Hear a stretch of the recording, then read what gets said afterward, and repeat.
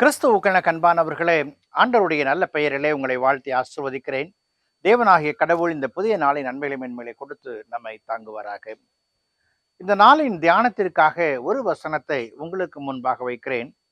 அது சங்கீதங்களின் புஸ்தகம் 4ஆம் சங்கீதம் 1வது வசனம். என் நீதியின் தேவனே, நான் கூப்பிடுகையில் எனக்கு செவி கொடும். நெருக்கத்திலிருந்து எனக்கு விசாலம் உண்டாக்கினீர். எனக்கு இறங்கி என் விண்ணப்பத்தை கேட்டருளும். அன்புக்குரியவர்களே, வாழ்க்கையிலே பல நேரங்களிலே நாம் இக்கட்டுகளையும் இடர்களையும் சந்திப்பது உண்டு. இந்த துன்பங்களை சந்திக்கும் பொழுது யாரிடத்துல ஆறுதலுக்காய் செல்லுவோம் என்று சொல்லி ஏங்குகிற நிலைகளும் நம்முடைய வாழ்க்கையிலே உண்டு. நம்மை ஆற்றுப்படுத்தக்கூடிய மக்கள், நம்மை நேர்வழியிலே நடத்தக்கூடிய மக்கள், நமக்காக எதையும் செய்ய ஆயத்தமாய் இருக்கிற மக்கள், எப்பொழுது அவருடைய கதவை தட்டினாலும் திறக்கக்கூடிய மக்கள், இதுதான் வழி என்று சொல்லி நமக்கு காண்பிக்கக்கூடிய மக்களை தேடி நாம் ஓடுவது உண்டு. நமக்கு துன்பங்கள் நேரிடும் பொழுது இப்படித்தான் நாம் நடக்கிறோம்.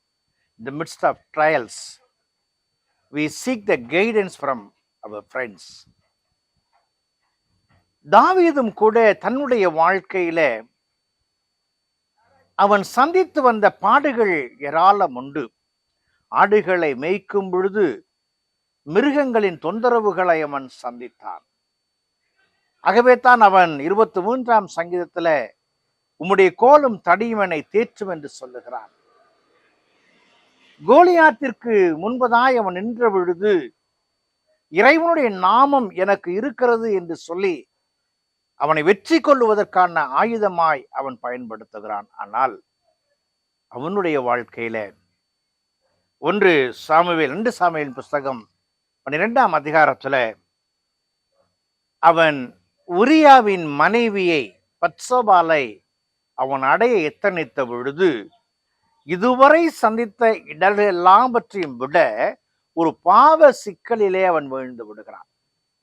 இந்த பாவ சிக்கலிலே வீழ்ந்த அவனுக்கு துன்பங்களும் துயரங்களும் பெருகுகின்றன என்பதைத்தான் வேத பகுதிகள் சுட்டி காண்பிக்கின்றன. சங்கீதங்களின் புஸ்தகம் 25ஆம் சங்கீதம் 17வது வசனத்துல என் வியாகுலங்கள் பெருகிற்று என்று சொல்லுகிறான். 18ஆம் சங்கீதம் 19வது வசனத்துல எனக்கு விசாலம் உண்டாக்கினீர், இடுக்கங்களுக்கு என்னை தப்புவிப்பேர் என்று சொல்லி நம்பிக்கையோடு கூட அவன் சொல்லுகிறான். இங்கே இந்த 4ஆம் சங்கீதமும் கூட அவனை ஆற்றுப்படுத்துகிற ஒரு வார்த்தையாய்த்தான் காணப்படுகிறது. பாருங்கள், 3வது வசனத்துல பக்தியுள்ளவனை கர்த்தர் தமக்காக தெரிந்து கொண்டார் என்று அறியுங்கள். நான் கர்த்தரை நோக்கி கூப்பிடுகையில் அவர் கேட்பார். என்ன அற்புதமான நம்பிக்கை! எனக்கு இக்கட்டு என்று சொன்னால் என் தேவன் நோக்கி கூப்பிடுவேன், அவர் எனக்கு செவி கொடுப்பார். அவருடைய செவி கொடுக்கிற செயல்பாடு எப்படி? சங்கீதங்களின் புஸ்தகம் 46ஆம் சங்கீதம் 10வது வசனத்துல நீங்கள் அமர்ந்திருந்து நானே தேவன் என்று அறிந்து கொள்ளுங்கள்.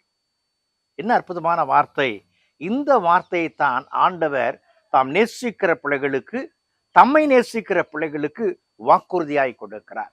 உடைய வாழ்க்கையில எந்த இக்கட்டுகள் வந்தாலும் கூட அவற்றின் மத்தியில நான் இருக்கிறேன், நான் உங்களை தப்புவிப்பேன் என்று வாக்கை கொடுக்கிறார். அன்புக்குரிய விசுவாசிகளே, தபசு காலங்களில நாம் எடுத்து வைக்கிற தடங்களில எந்த இக்கட்டு வந்தாலும் என் பராபரம் எனக்கு துணை உண்டு என்று சொல்லி நம்புவோம். இக்கட்டின் மத்தியில என்னை அவர் விடுவிப்பார் என்று நம்புவோம். அவர் எல்லாவற்றிலும் நம்மை தேற்றி நம்மை பலப்படுத்துவார். ஜெபம் செய்வோம். கிருபை நிறைந்த நல்ல ஆண்டவரே, இந்த நாளுக்காய் இந்த வேளைக்காய் நன்றி செலுத்துகிறோம்.